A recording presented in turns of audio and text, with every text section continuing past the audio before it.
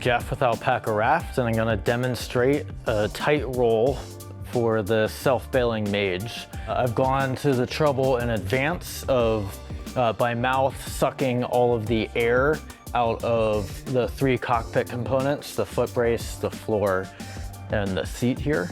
The next step will be to squeeze all of the air out of the hull. I'll start by partially opening the cargo fly zipper. This won't be the final roll, but I'll roll from the bow towards the stern with the goal of squeezing the air out. I've eliminated almost all of the air. I'll go ahead and close the zipper, and then by mouth I can get pretty close to a vacuum seal by sucking out of the valve.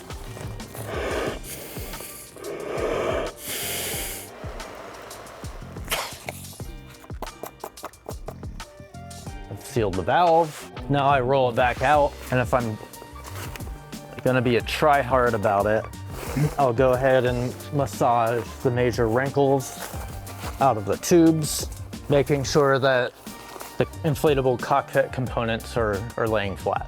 Kind of depending on personal preference and also boat model, there are lots of great methods for folding and rolling. I'll demonstrate one. In this case, this relatively bulky back band, I'm gonna leave that in place.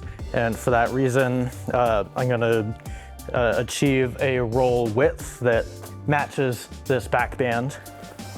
So folding in thirds.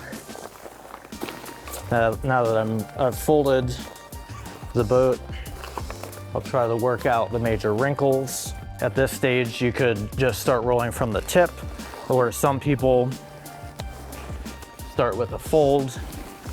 But regardless of how you do this, you always roll from the bow towards the stern. I like starting with this fold because it makes the side-to-side folds less likely to kind of splay out. So you can set a heavy object like a rock or your own foot or your trip partner on your boat and tightly and evenly roll towards the stern. So already done a pretty good job. Looks like there is a little bit of excess air inside of the boat. And by just barely opening the zipper, I can squeeze that final bit out, close the boat, and finish the roll with a strap.